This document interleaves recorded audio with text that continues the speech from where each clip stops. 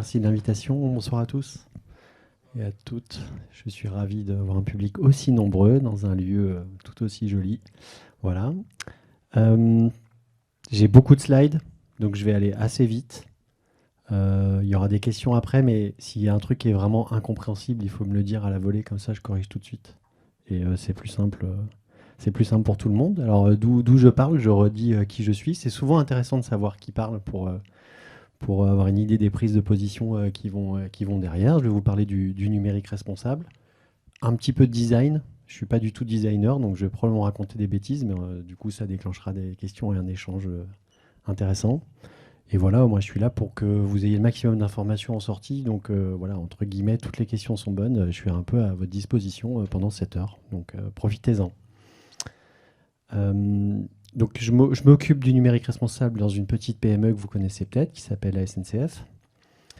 The Shift Project, je vais en dire 2 mots après. J'ai fait pas mal de mathématiques dans ma vie. Et puis, je donne quelques enseignements à Télécom Paris, qui est sur le plateau de Saclay maintenant, sur les questions numériques responsables. Qui connaît The Shift Project? Peut-être en levant la main, si vous voulez bien. Donc, voilà, 6-8 personnes. Ce qui nous fait un petit 10% de l'Assemblée.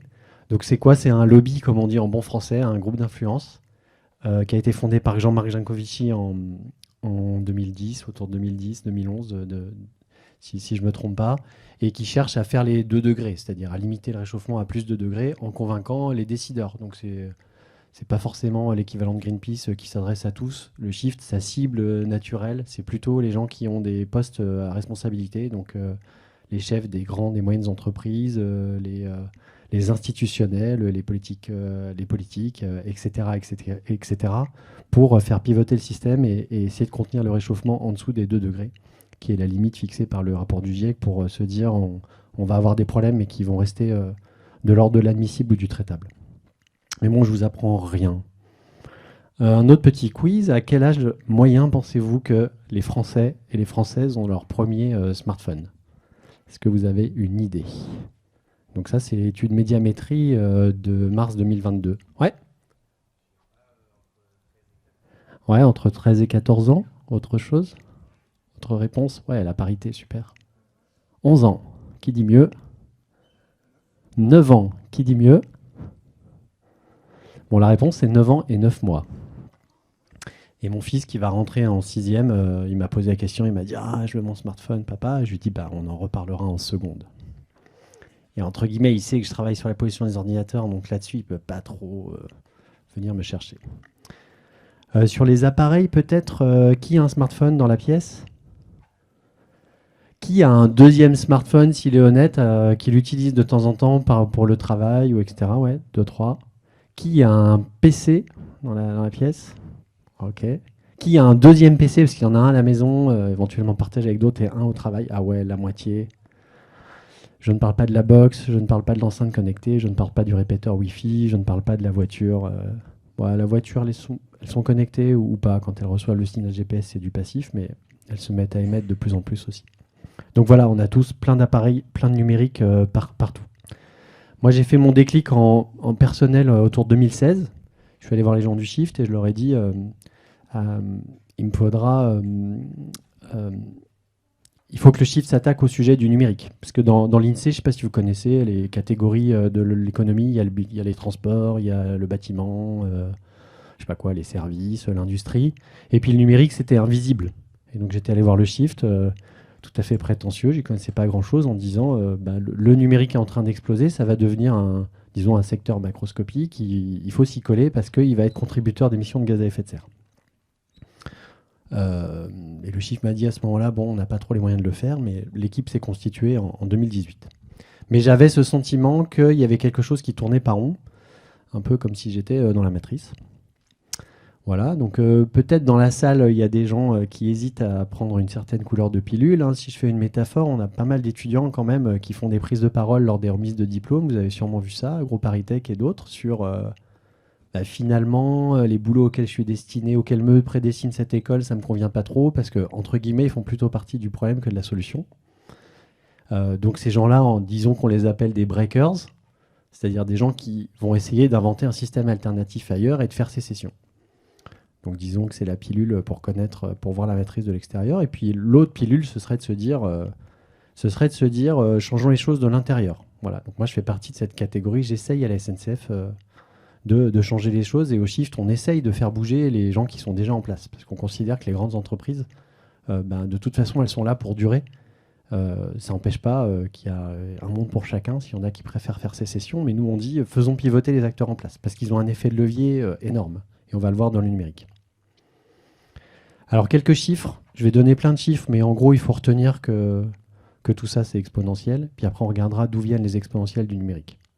Je vais donner plein de mauvaises nouvelles, donc je vais commencer par une bonne nouvelle. Demain, sans rogner sur notre confort collectif et individuel, on pourrait diviser par 10 les émissions du numérique. Donc ça dit deux choses. Ça dit que ce que je vais décrire dans la suite, c'est une situation de gaspillage, unique dans l'histoire de ressources. Et puis, ça dit aussi qu'on a des leviers à notre disposition qu'on peut activer. Alors le numérique, c'est quoi ? Vous connaissez peut-être ce triptyque, mais je le redis pour fixer les idées, disons le vocabulaire.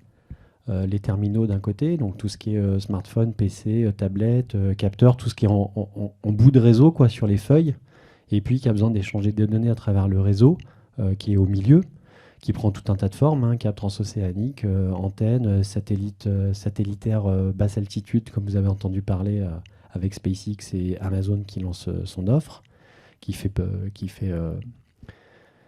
s'énerver et s'agacer les astronomes amateurs ou professionnels. Ça a des effets importants sur la visibilité des étoiles. Et puis, à l'autre bout, les data centers qui motorisent nos sites, tous les services qui nous sont rendus. Et puis, qui hébergent de plus en plus de stockage, et donc l'intelligence artificielle notamment. Le numérique est partout. Je ne vais pas dire grand-chose là-dessus. Mais moi, je suis né à une époque où il n'y avait pas Internet, et pour trouver du travail, il fallait faire les petites annonces papier. Si je caricature, donc disons qu'avec le numérique, on fait tout aujourd'hui, quoi. On communique, on commerce, on s'informe, on se divertit, on apprend, on fait des rencontres, etc., etc. Donc le numérique est partout. La croissance du trafic, une exponentielle, tirée à 80% par les usages vidéo. Aux États-Unis, en heure de pointe, Netflix, c'est jusqu'à 30% de la bande passante. D'accord ? Et puis, c'est vraiment la vidéo qui tire ça. À côté, les photos, c'est petit. Et à côté des photos, le texte, c'est les emails et les textes, c'est encore plus petit. Et puis, ça augmente avec le carré de la résolution. Donc, quand on passe 1K, 2K, 4K, ça va très très vite sur les volumes à absorber par le réseau. Évidemment, avec un modulo positif sur le Covid, où on s'est tous mis au travail à faire de la visio ou à prendre ses cours à distance. La réalité augmentée, une autre exponentielle, étude d'Ericsson qui sort une étude sur la mobilité tous les ans et qui dit que si on veut servir les nouveaux usages, donc réalité augmentée, réalité virtuelle, donc l'idée c'est qu'on a un casque, éventuellement transparent ou pas, c'est-à-dire qui augmente les choses qu'on voit ou qui nous projette un univers différent, mais il va falloir multiplier par 12 la bande passante disponible sur les réseaux mobiles. Donc 5G minimum, voire 6G. Alors j'ai beaucoup travaillé sur la 5G. Si vous avez des questions, j'aurai pas le temps d'en parler là, mais je pourrais répondre à vos questions sur la 5G. Une autre exponentielle, non pas tout à fait exponentielle, donc ça c'est les prévisions de RTE, donc Réseau de transport d'électricité, qui possède le réseau d'évolution de la consommation d'électricité. Donc voitures électriques, réindustrialisation de la France, on va réindustrialiser la France, relocaliser, etc. Et vous voyez quelque chose d'intéressant, les data centers apparaissent, c'est-à-dire que jusqu'à présent, le numérique s'était noyé dans l'électricité tertiaire et ce qu'on appelait l'électricité spécifique, c'est-à-dire que dans ce bâtiment ici, il n'y a pas de compteur électrique différencié pour l'ordinateur et pour l'éclairage, c'est un peu tout noyé, quoi, et pour la salle serveur. Là, c'est en train d'apparaître comme quelque chose qui va être macroscopique. Les data centers, ça pourra peser en 2035 jusqu'à 10% d'électricité française. RTE croule sous les demandes de raccordement. Donc là, on est sur une stratégie de prédation, parce que les gros acteurs, ils veulent s'accaparer l'électricité. Puis en plus, il y a un principe européen de premier arrivé, premier servi dans les contrats, qui font qu'une fois qu'ils sont installés et qu'ils ont il y a un jour dans l'année où ils ont besoin de 300 mégawatts, RTE doit leur garantir que sur le secteur, il n'y a personne d'autre qui pourra prendre cette capacité pour ne pas faire sauter le réseau. Donc il y a tout un tas d'histoires, mais ce n'est pas complètement rassurant. Exponentielle, je ne sais pas, mais en tout cas, croissance soutenue pour soutenir la croissance de nos usages. Alors, quel est le lien avec le climat? Qui a fait la fresque du climat dans la salle? Ah, pas beaucoup. Ok. Donc, faire le lien avec le numérique et le climat. Bon, je ne vais pas redire le climat, je vais perdre trop de temps. Euh, euh, enfin, je vais le dire rapidement dans la prochaine slide. Peut-être, Jean-Luc, si à 30 minutes, tu peux me faire un petit point de présentation pour que, si je veux bien, 30 minutes depuis le départ, je t'ai pas demandé, mais merci beaucoup pour être sûr que je puisse aborder la fin. Donc en gros, rapport du GIEC, on est probablement dans 3 ans à plus 1,5 degré. Et à ce rythme-là, on va franchir les plus de degrés. Alors j'ai pas le chiffre en tête exact, mais c'est probablement une dizaine ou une quinzaine d'années au train où vont les choses. Et vous voyez sur le truc du milieu, on a de nouveau une exponentielle. Donc ça, c'est le dernier rapport du GIEC qui dit que les événements climatiques extrêmes, donc qui s'écartent de la moyenne historique, vont devenir plus fréquents, vont durer plus longtemps et vont être plus intensifs, donc vont s'écarter plus fortement de la moyenne. Voilà. Donc CF, tous les événements de cet été, puis j'ai remis la température de la canicule en Chine de l'été dernier. Donc le lien avec le climat, c'est le suivant, c'est encore une exponentielle. Alors une exponentielle, faudrait peut-être redire ça à nos politiques, parce que pendant le Covid, vous vous souvenez peut-être, il y a un politique qui avait dit que c'était pas exponentiel parce que ça doublait toutes les semaines. Voilà, alors c'est la définition de l'exponentielle, hein, c'est quelque chose qui double sur un pas de temps constant. Voilà, donc là on a une projection qu'on pense exponentielle, en tout cas linéairement, disons, croissante, des émissions de gaz à effet de serre liées au numérique. Si on prend juste le carbone, le vrai sujet, il y a un autre sujet derrière qui est le sujet de ressources qui est immense. Je n'aurai pas le temps d'en parler énormément, mais disons le CO2 pour fixer les idées, parce que tout le monde parle en CO2, on peut comparer des trucs, et ça permet d'engager la discussion. 4% aujourd'hui, prévision à doublement d'ici entre 2027 et 2030. Voilà, un peu plus que mon livret A, quoi. Donc voilà le lien avec le climat. 4%, on peut se dire, c'est pas beaucoup. 8%, c'est toute l'automobile individuelle mondiale. D'accord. L'extraction minière, c'est entre 7 et 8% aussi. Alors, c'est à intersection non nulle avec ce que j'ai dit avant, quoi. C'est-à-dire qu'avec les mines, l'extraction minière, on fabrique de l'acier ou d'autres choses qui servent dans les voitures, mais pour fixer quelques ordres de grandeur. Donc, et donc, ça va venir en compétition avec d'autres usages et d'autres besoins qu'on a en termes d'énergie. Et puis enfin, donc voilà, dernier chiffre, donc l'exponentielle décroissante qu'on aimerait bien avoir, c'est de se dire qu'on va passer de 10 tonnes de CO2 par Français par an à 2 tonnes. Et là-dedans, les estimations vont de 450 kg à 950 kg selon le dernier rapport de l'ADEME. Donc ça, c'est le numérique.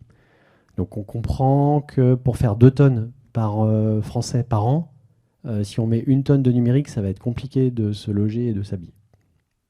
Mais encore une fois, je ne suis pas là pour vous rendre encore plus éco-anxieux. Il y a plein de trucs à faire qu'on peut démarrer. Donc je pense que les dés ne sont absolument pas jetés.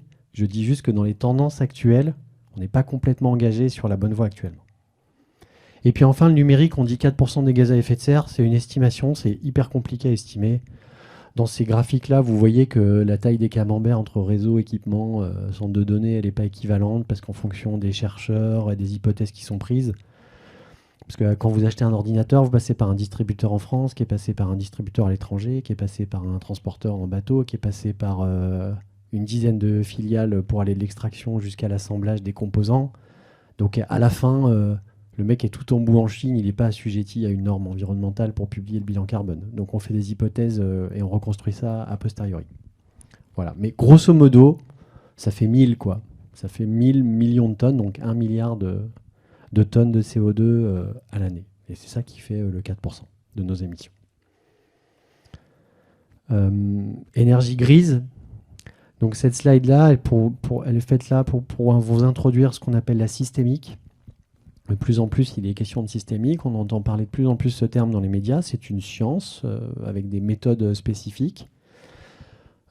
Pourquoi on voit que le sujet il est systémique? C'est parce qu'au fond, il n'y a pas 90% sur un élément. Tout est à peu près réparti, quoi. C'est-à-dire entre la production des équipements à droite et l'utilisation à gauche, c'est à peu près even, quoi, 50-50, disons. Et puis après, quelqu'un qui dirait c'est de la faute de Google. En fait, non, les data centers, c'est 19% à l'utilisation, puis un bout des computers. Donc en fait, c'est pas si demain j'arrête tous les serveurs de chez Google, je vais pas avoir résolu le problème, ou de tous les data centers. Pareil pour les smartphones, pareil pour les téléconnectés. Donc ça, c'est la signature d'un problème systémique. Il n'y a pas de solution unique. Pour se mettre sur une trajectoire de solution, il faut prendre des principes cohérents et puis y aller sur tous les leviers qu'on a à notre disposition. Alors une slide sur le design circulaire. Moi, je ne connais rien en design circulaire. J'ai compris dans la presse que ça ressemblait à l'économie circulaire. Mais peut-être une question, est-ce que vous pensez que le numérique aujourd'hui applique un certain nombre de principes du design circulaire ou de l'économie circulaire? Oui, non, peut-être. Alors, qui pense que c'est plutôt oui? Ok. Qui pense que c'est plutôt non? Donc le reste, d'accord. Qui ne pense rien? Ouais, ou n'a pas d'avis sur la question. Donc, bravo en tout cas à ceux qui n'ont pas d'avis sur la question. Hein. Parce que sinon, je vous mets dans un dilemme, quoi. Je pose une question biaisée qui vous oblige à prendre position alors qu'au fond, vous ne savez peut-être pas. Donc oui, l'intuition de la salle est bonne. Peut-être je peux m'arrêter là, du coup, j'en sais rien. Mais effectivement, on n'applique pas du tout les principes de design circulaire et de l'économie circulaire dans le numérique, qui est absolument pas vers la réutilisation. Un point sur les ressources. Je vous ai remis le graphique que certains connaissent peut-être à gauche. Donc ça, c'est une mine d'Afrique du Sud, donc qui est à Palabora. Et il y a un artiste qui a remis ce qu'on appelle au droit de la mine, c'est-à-dire il a posé une sphère imaginaire qui est de la taille de la quantité de cuivre totale qui a été extraite depuis le début de l'extraction de la mine. Quand on extrait le cuivre au début, on était à 200 kg de minerai de cuivre par tonne. Aujourd'hui, on est à 4 kg Pardon, c'est 4 ou 40. Je pense qu'on est à 4 kg aujourd'hui. Les grosses mines sont encore à 40, mais on est à 4 kg. Donc en fait, plus le temps passe, plus pour extraire une unité de métal purifié qu'on utilise dans tout le numérique, plus il faut dépenser d'énergie. Donc on va se retrouver avec un espèce de dilemme croissant, et ce qui pose la question de la transition, la fameuse transition énergétique dont on parle partout, et qui pour certains est un peu un mythe. Et puis vous voyez que, à gauche, c'est la tour Eiffel, ça vous donne une idée de l'échelle, de la taille de la mine. Et puis à droite, vous voyez sur une vision d'avion que la sphère qui est dessinée à gauche, c'est ce petit point-là. Et puis le trou, c'est ce truc-là. Donc les mines ont une extension géographique croissante et qui ont des impacts territoriaux importants en termes de pollution, et notamment. Et puis enfin, sur le recyclage, pour répondre à la question d'avant, sur le tableau périodique, donc dans un smartphone, il y a 40 métaux aujourd'hui à peu près, dont l'indium qui fait que l'écran il est tactile, parce que c'est un métal qui est transparent, donc on peut le mettre en couche mince sur un écran, et c'est ça qui fait qu'il a une bonne résistivité, donc il comprend ce que veut notre doigt. C'est le premier qui va risquer de manquer. On pense qu'il nous reste 10 à 15 ans de réserve. Alors, c'est toujours compliqué, peut-être qu'on va trouver quelque chose, etc. Mais en tout cas, il n'est pas recyclé, donc c'est sûr qu'on tape dans un stock fini. Donc il y a un théorème mathématique qui nous dit que ce truc-là va passer par un maximum d'extraction et qu'il va décroître ensuite vers zéro, quoi. En rouge, vous voyez que la plupart des métaux ont un taux de recyclage inférieur à 1%. Donc quand un chercheur publie une étude et dit c'est inférieur à 1%, il a envie d'écrire zéro, mais il ne le met pas, parce que si jamais il y a un mec qui lève la main et qui dit « Ah si, nous on a déjà recyclé 1 kilo quelque part dans l'année, dans le monde », son étude elle est invalidée. Mais vous voyez que l'essentiel des métaux qu'on utilise ne sont pas peu ou pas recyclés. Donc le cuivre, encore une exponentielle. On pense qu'on va devoir extraire dans les 30 prochaines années, si on veut faire la transition numérique et écologique et énergétique, autant de cuivre que depuis le début de l'histoire de l'humanité. Donc il y a un certain nombre de gens qui disent pas complètement clair qu'on va y arriver, quoi. Volume de données, voilà, les data centers en Irlande, c'est 20% de l'électricité du pays. L'Irlande, elle fabrique son électricité beaucoup avec des centrales à gaz et des centrales à charbon. Donc elle a centrale à gaz, elle a un mix qui est à peu près à 600 grammes de CO2 par kilowattheure produit, comparé avec les 60 grammes de la France. D'accord ? Hashtag débat sur le nucléaire. Si je ne me lancerai pas avec vous ce soir, on n'aura pas le temps. Mais donc voilà, disons que... Et donc l'État a passé un moratoire, a dit il n'y a plus aucun data center qui peut s'installer. Parce qu'en fait, ça pèse beaucoup trop sur la capacité de production électrique du pays. Et puis volume de données aussi en exponentiel, etc. Alors d'où viennent ces exponentiels ?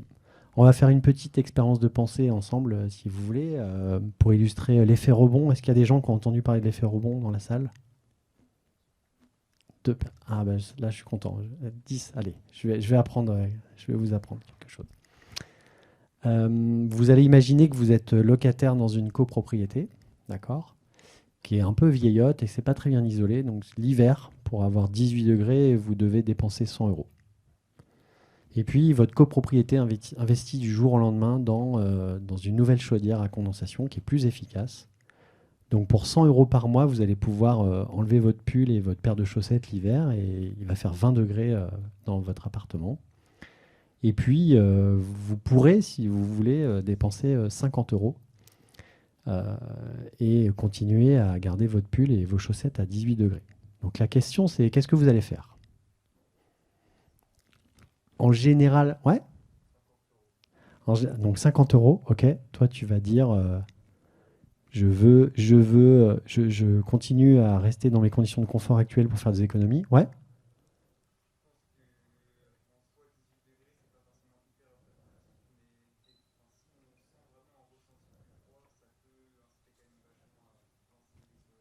Ouais. Ok. D'autres avis?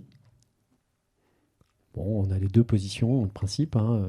Je fais des économies et puis j'ai envie de tourner le thermostat. Donc, la réponse en pratique. Donc, l'Allemagne l'a fait à grande échelle, ce truc-là, hein. Ils ont fait une rénovation, pas avec les systèmes de chauffage, mais ils ont fait une rénovation. Ils ont isolé énormément les appartements. Ces 10-15 dernières années, ils ont très peu baissé leur consommation parce qu'en fait, l'Allemagne est un pays qui vieillit et donc les gens, ils ont tourné le thermostat. D'accord. Puis ils n'ont pas forcément la même précarité énergétique ou euh, les mêmes moyens qu'un étudiant ou disons des gens qui sont dans la précarité. Donc en général, on tourne le thermostat. Donc tourner le thermostat, c'est de l'effet rebond. Pourquoi? Parce qu'on là, ça n'a pas été isolé la maison. C'est-à-dire qu'on réinvestit le gain technologique immédiatement en consommation supplémentaire. Parce qu'il faut bien amener des watts dans la pièce. Donc l'effet rebond, c'est exactement ça. Et il joue à plein dans le numérique. Je vous ai donné un autre exemple hors numérique. Donc la 2 chevaux, elle pesait 500 kg et elle consommait à peu près 5 litres au 100. Entre-temps, on a optimisé avec des grosses entreprises industrielles les moteurs thermiques. Le SUV d'aujourd'hui, s'il n'est pas électrique, c'est un autre sujet, ou même en étant hybride. Alors, le 1400 est en train de passer à 1600, 1700 kg en France, enfin en Europe de l'Ouest, sous l'impulsion notamment des voitures allemandes, parce que les Allemands ils sont plutôt à 1800 kg. Et ils consomment à peu près 5 litres au 100 en fait. Donc ça veut dire quoi? Ça veut dire qu'on a réinvesti la totalité des gains qu'on a fait sur le moteur thermique en sécurité, confort et puis poids du véhicule in fine. Voilà. Donc c'est. Est-ce que tu peux me faire un point timing éventuellement si je suis preneur. Merci. 25 minutes, ok. Bon, en systémique, on étudie des systèmes, des composants, des stocks, des flux. Et c'est ça qui permet de modéliser les choses. Là, je vous ai remis, c'est quoi en systémique, ce qu'on appelle les stocks du numérique, c'est-à-dire tous les assets, si vous voulez, tous les éléments qui permettent de fabriquer tout le SI qu'on a. Donc voilà, les câbles, les salles serveurs, les supports d'antenne, l'extraction, le pétrole dont on a besoin, les stocks qu'on a besoin de mobiliser pour fabriquer tous les objets numériques. Donc c'est ce truc-là qui augmente de manière exponentielle. La systémique, c'est pas récent. Vous avez peut-être vu passer, on a fêté les 50 ans du rapport Meadows du Club de Rome là, en 2023 avec une traduction en français qui est ressortie sous la houlette de Dominique Méda. Ça a déjà été décrit dans les limites à la croissance, donc The Limit to Growth. Si un jour vous voulez lire ça, lisez-le plutôt en anglais. La traduction n'est pas incroyable. Alors peut-être la réédition est meilleure, mais... et donc c'est des principes qui sont quand même assez vieux. Et en systémique, on produit ce genre de diagramme. Pourquoi je vous le montre? Parce qu'au milieu, il y a un truc qui s'appelle une boucle de rétroaction positive qui va expliquer notre exponentielle. Qui raconte que finalement, plus il y a de la demande de numérique, plus donc on achète des produits numériques, plus ça va augmenter le capital et la valorisation boursière de toutes les entreprises qui vendent ça, qu'elles vont réinvestir en bas en capacité d'investissement, quoi. Alors, en partie, elles vont dire qu'elles captent le CO2, en partie, elles vont dire qu'elles investissent dans les ENR. Les GAFAM ont préempté 70% des nouvelles capacités ENR ces 10 dernières années en Europe de l'Ouest. Hein. D'accord? Soit en fabriquant eux-mêmes des éoliennes, soit en signant des contrats pour acheter la capacité et les certificats d'électricité verte qui vont avec. Comme ils investissent, on a de l'efficacité énergétique. On a une chaudière qui est de plus en plus efficace. Ça fait baisser le prix d'accès aux services et le prix des données. Et donc, il y a de plus en plus de choses qu'on peut digitaliser. Et donc, on achète de plus en plus de numérique. Et c'est parti. OK. Donc, c'est vraiment ça qui est à l'œuvre dans le numérique à tous les niveaux. La taille des batteries des téléphones, la taille des écrans des téléphones, le stockage des téléphones, la capacité des CPU, etc. etc., etc. Je n'ai pas le temps d'en parler. Je vais passer. Je reviendrai si j'ai le temps.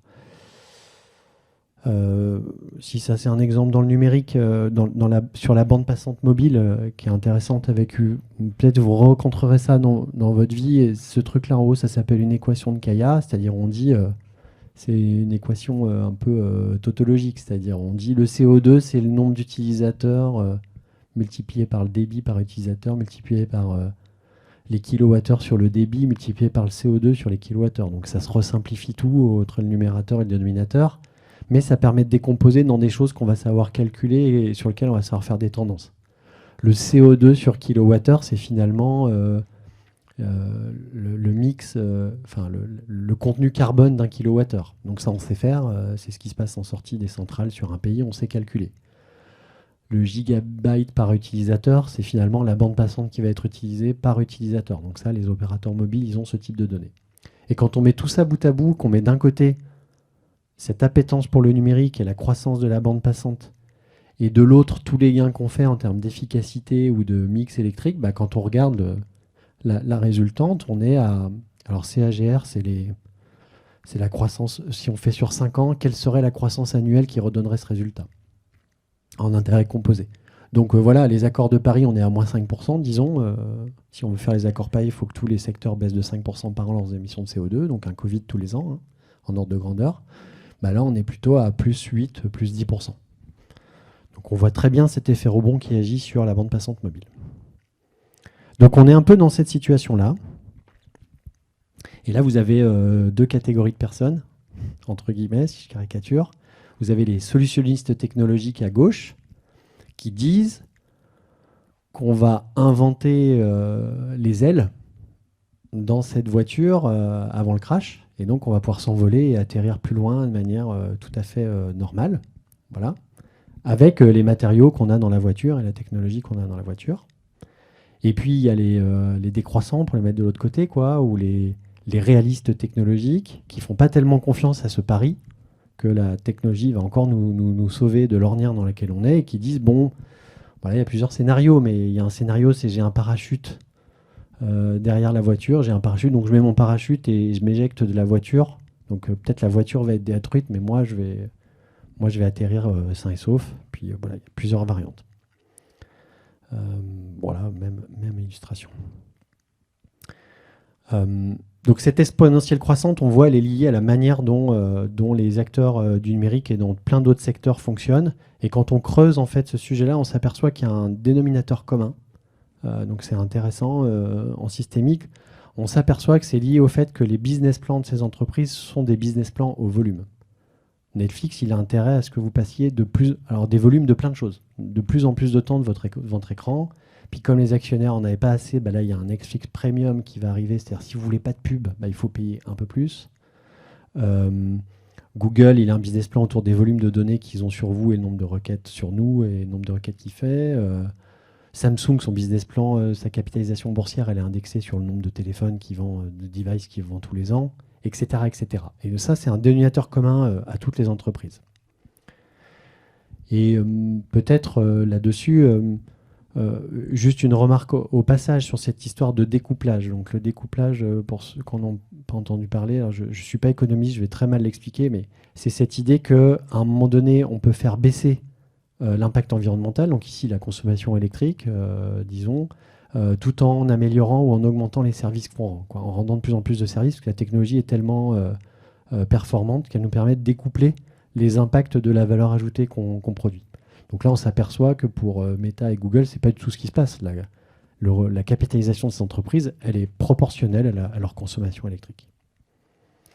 Et donc, ça pose des questions sur ce modèle-là de croissance des volumes qui ne découple pas en fait les différents sujets. Donc les business models pérennes, ils ont plusieurs caractéristiques et là on va s'approcher du design. finalement.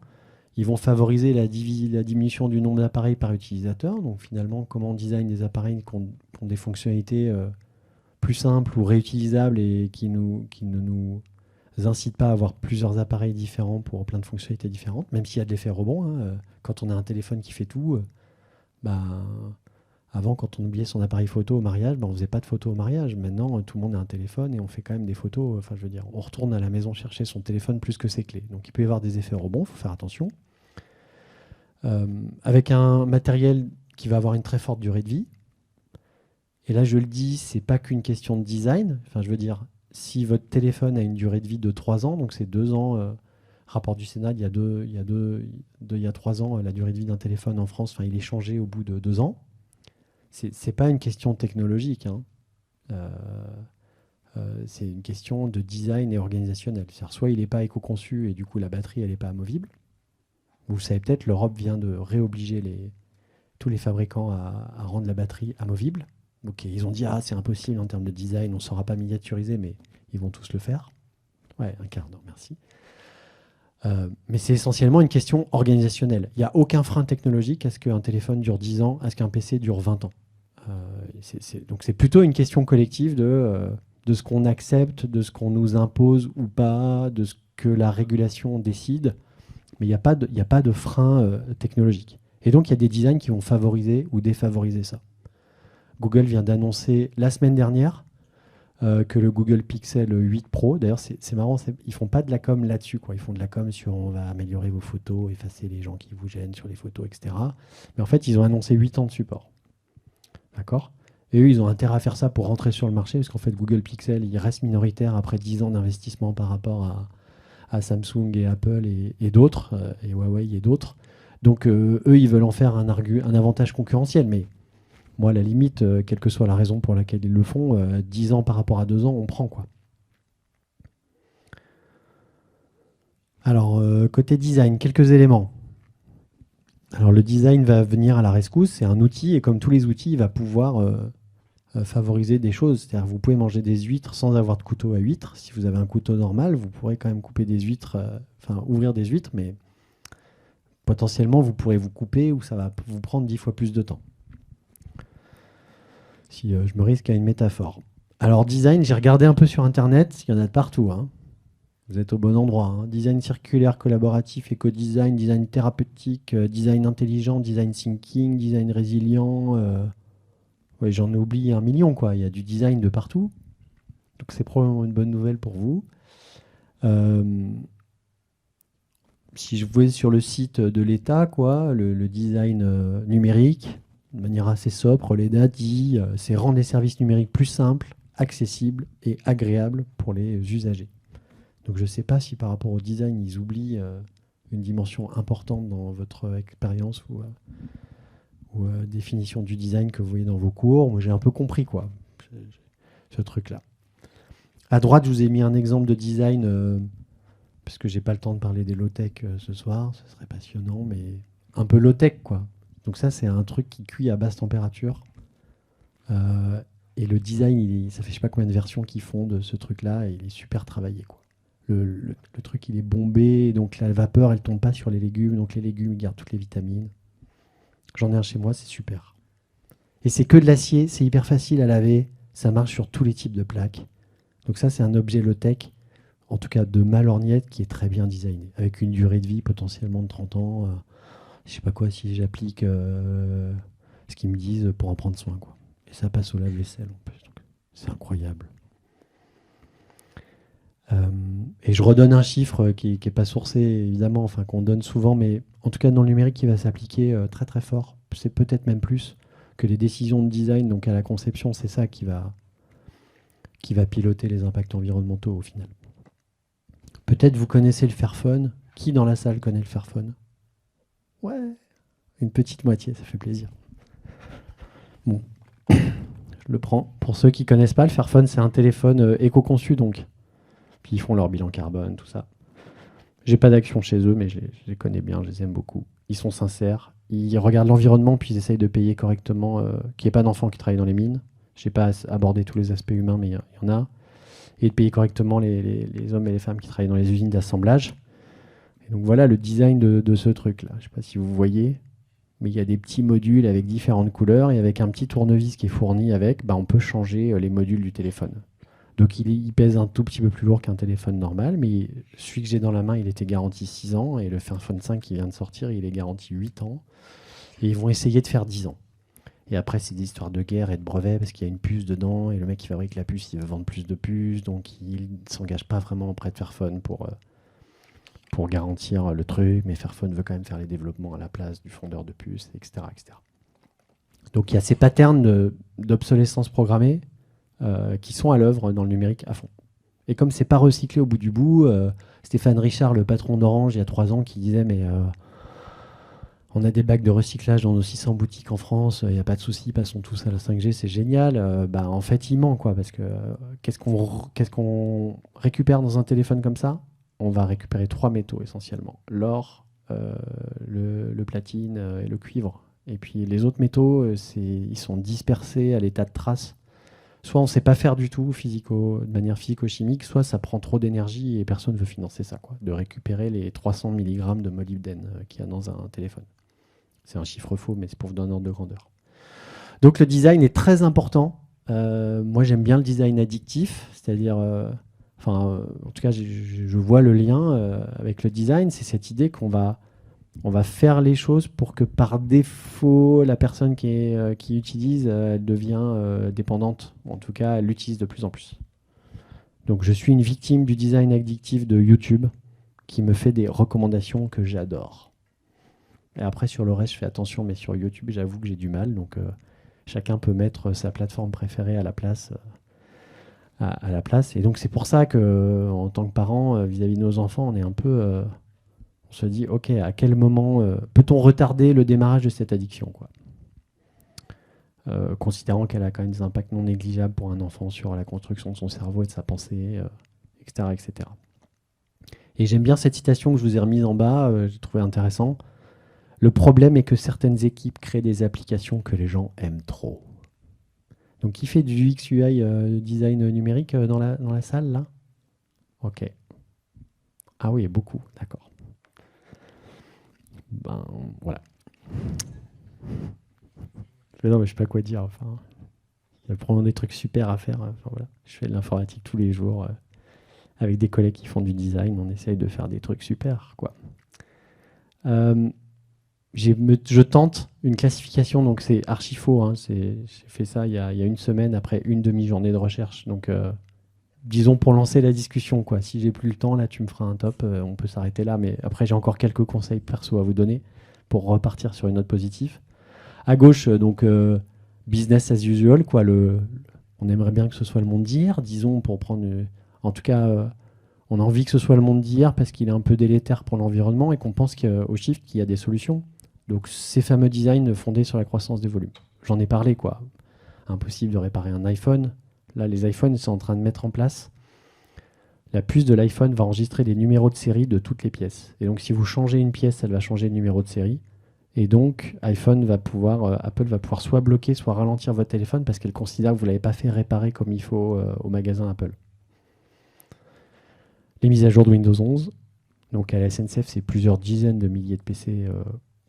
Si je fais une remarque avec ma casquette SNCF, mais même si je suis plutôt ici avec ma casquette Shift, 30 000 PC qu'on va changer qui vont être obsolètes alors qu'ils marchent très bien parce qu'on ne peut pas passer la mise à jour Windows 11.